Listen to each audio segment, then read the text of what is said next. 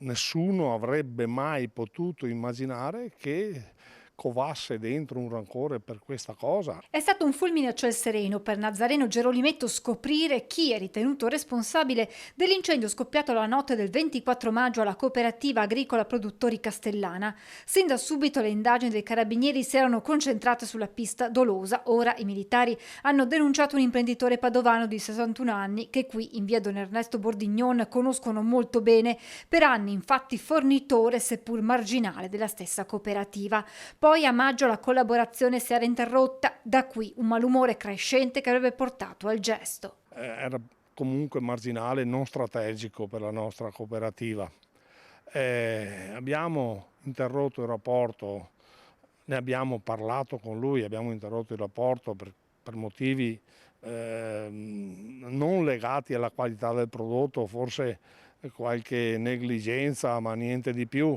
Abbiamo chiuso il rapporto, abbiamo saldato i nostri debiti, non avevamo nulla, è stato chiuso in maniera consensuale senza avere nessun tipo di frizione. Nel corso delle indagini, i militari del nucleo operativo radiomobile della compagnia di Castelfranco hanno recuperato un passamontagna, dei guanti in lattice utilizzati al momento del rogo e un veicolo che sarebbe stato utilizzato quella notte per gli spostamenti. Secondo quanto ricostruito dagli investigatori, l'uomo, che avrebbe agito da solo, si sarebbe introdotto nell'area della cooperativa attraverso un varco posto sul retro della recinzione, avrebbe cosparso di liquido infiammabile 2 furgoni della cooperativa per poi appiccare il fuoco e allontanarsi.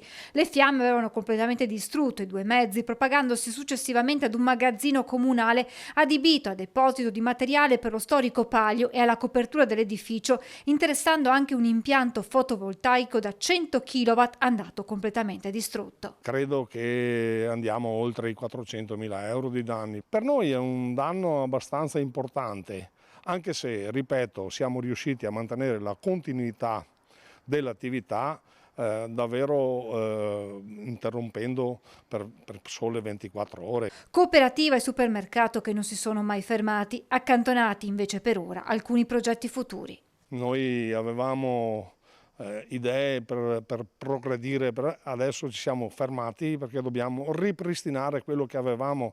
È sicuramente un fermo anche psicologico che ci segna.